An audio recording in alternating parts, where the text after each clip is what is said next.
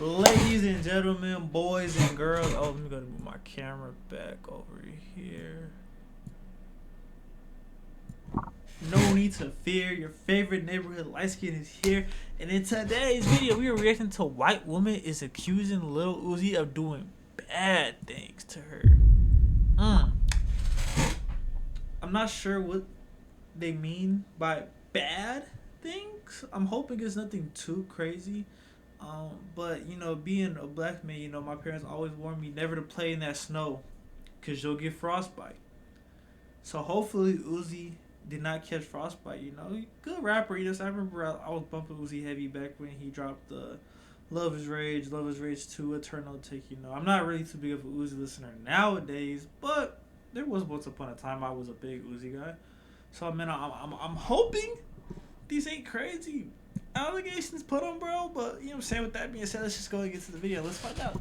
Uzi Vert just got exposed for doing some pretty disgusting and predatory things. So here's what's going on. Rock Nation and Lil Uzi Vert has been named. Man, you don't ever if it's one thing you don't ever want to hear is your name with Rock Nation. Like oh man, if Rock Nation is somehow you're watching this, I don't want to have no problems with you, bro. There's co-defendants in this new lawsuit by Lil Uzi Vert's ex-assistant, who's alleging that she suffered a multitude of harassment at the hands of Lil Uzi Vert, and Rock Nation, who was her employer, overlooked it.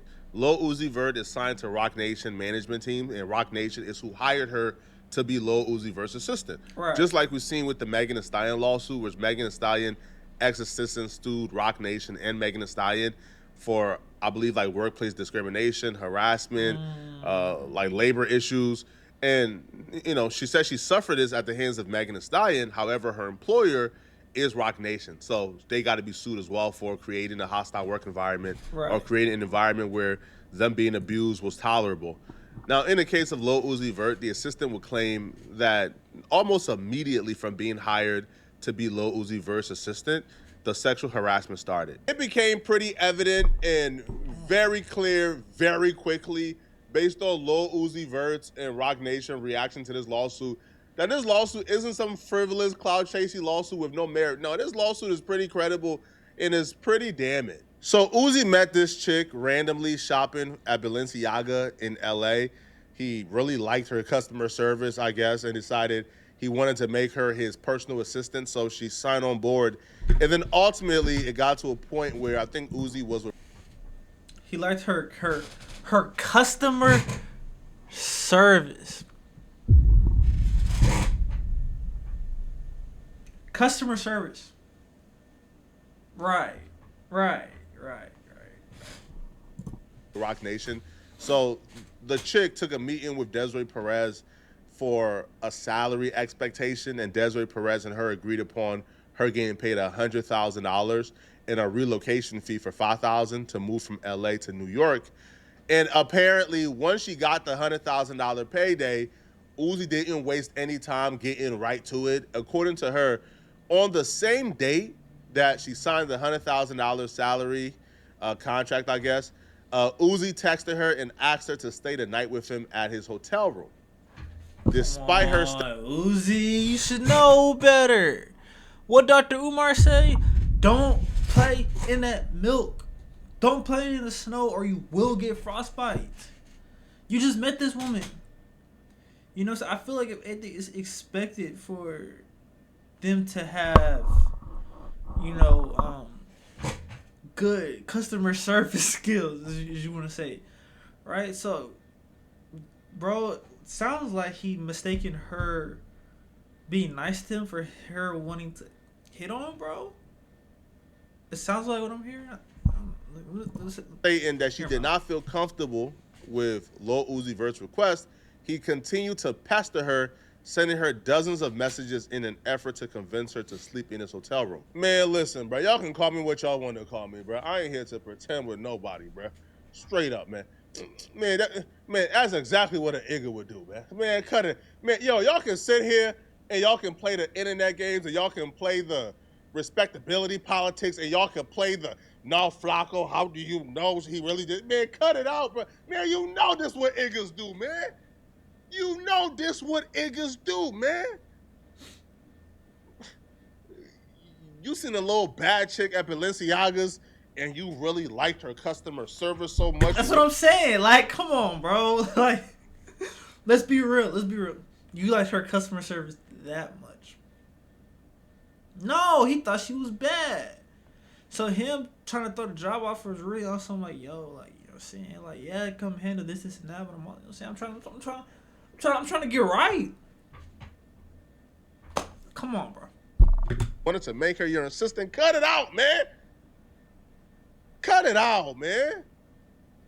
And hitting the broad up right after she got the promotion, of course. We know what that was, man. Man, I ain't finna pay no chick $100,000 if I can't crack. That's what he said. But it didn't just stop here. Yo, this chick actually had messages between her and Lil Uzi Vert.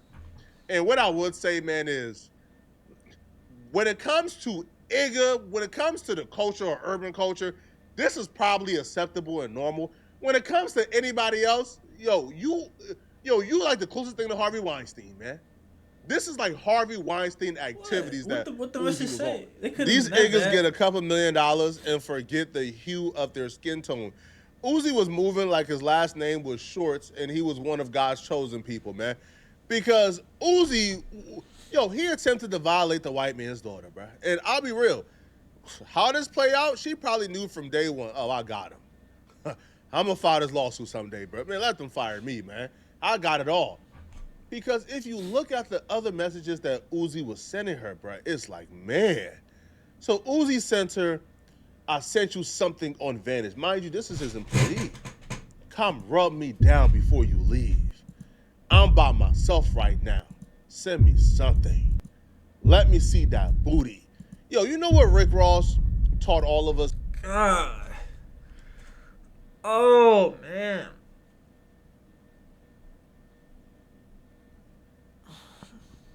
Man, even though what Rick Ross says was ignorant as hell, one of the most ignorant things I think I've ever heard from anybody, but Rick Ross once said, man, listen, I can't sign no female artist, man.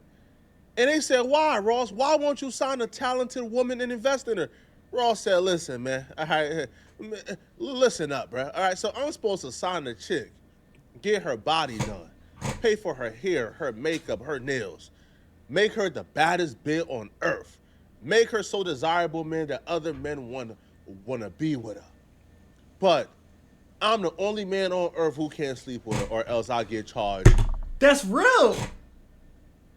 That's not crazy. Cat? That's not crazy.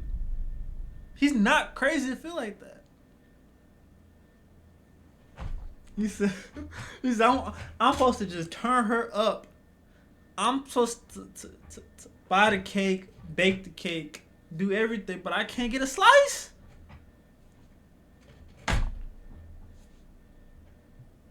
Is he wrong? I mean, with all type of crimes and lawsuits, man, cut it out, man. I'm good. It's not for me. Y'all can. I'm not doing it.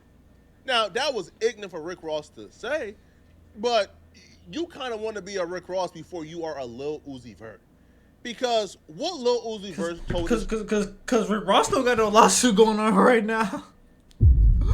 Rick Ross still got this going on right now. Uzi do though. Plus, doesn't Uzi got a girl too? Well, I guess if you're a rapper, it just doesn't matter, you know? Chick, as you guys are about to hear, is actually right in line with what Rick Ross said, but Rick Ross got backlash for it. So Uzi apparently wrote this chick, and he told her, you are more than my assistant. You are my bitch. I would hate to be a woman, especially in any profession that caters to any hip-hop personality or any rapper. Because when you are in the culture, now, again, I can only speak for hip-hop culture. I can't speak for country or rock culture because I don't know, right? I don't know too many country artists or rock stars. Right. But when you are a woman and you are in a profession where you are catering to rappers and hip-hop personalities and hip-hop figures, what you're subjected to is more than just usual harassment. No, these people or these rappers feel like they own you. They feel like you are their property. And it's because a lot of them, in their mind, what you're doing ain't really that taxing. They don't really value what you're doing at all. So the value they see in you is their ability to sleep with you.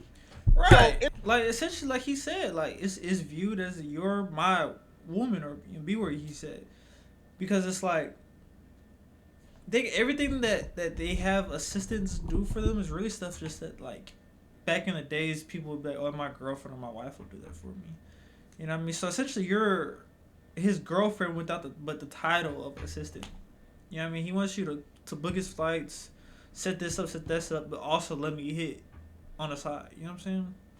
So in the case of Lil Uzi Vert, or let's say other rappers, if you are a personal assistant and you're going on trips with him, going on tour with him, and you're picking up his calls, and you're picking him up food, and you're doing his laundry at times, and you're dropping off things, and you're handling his scheduling and things of that sort, man, they see that as a responsibility for a girlfriend. They don't really see value in that. The only reason they pick you is because they want to sleep with you. Unfortunately for Uzi, though, this chick had a mastermind in her corner, man. This chick had a dude who's just like me in her corner, man. All right, man, baby, don't trip, all right? Don't trip, all right? Don't quit that job. Let him do what he gotta do. So the mastermind, which is her boyfriend, he encouraged her to start therapy amid struggles of burning out and harassment by Lil Uzi Vert. So in January of 2024, plaintiff Doe, which is, the ex-assistant, was encouraged by her partner and began therapy due to the stress and emotional distress she experienced due to Lil Uzi Vert's harassment.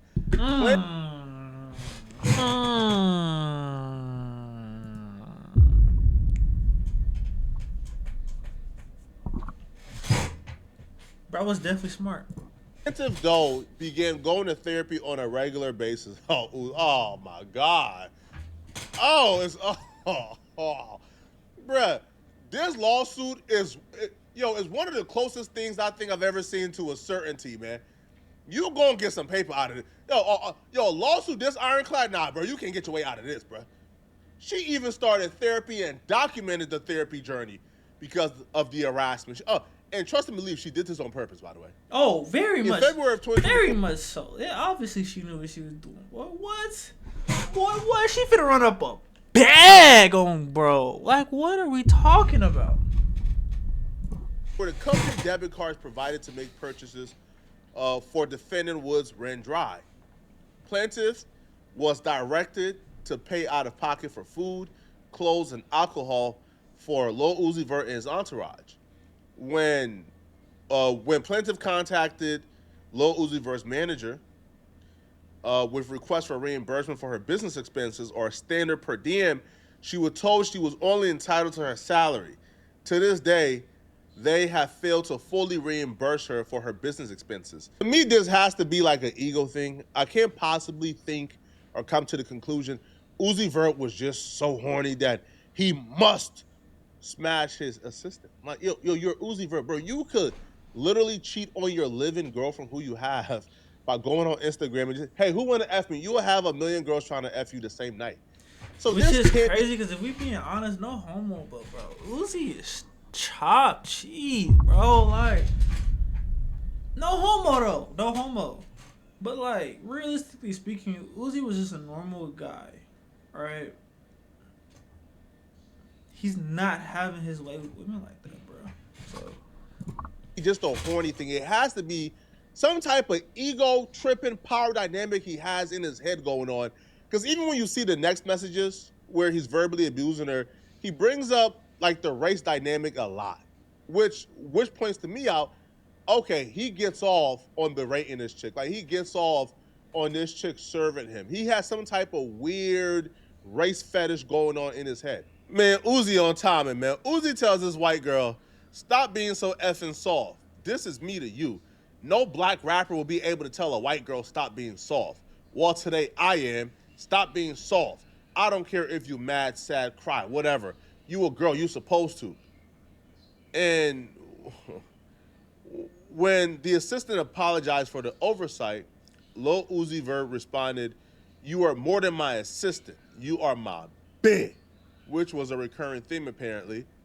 Now, this is not as bad as it gets. It gets worse. Okay, during another text exchange in October of 2024, Lil Uzi Vert became angry when the assistant failed to organize all his white clothes in one closet while under the influence. Lil Uzi Vert sent the assistant over a dozen messages. That's the example of niggas getting money and start acting out their body. When you using Acting a ass so out of pocket, bro. Cause what? Cause boy, you that money coming, bro. You on tour.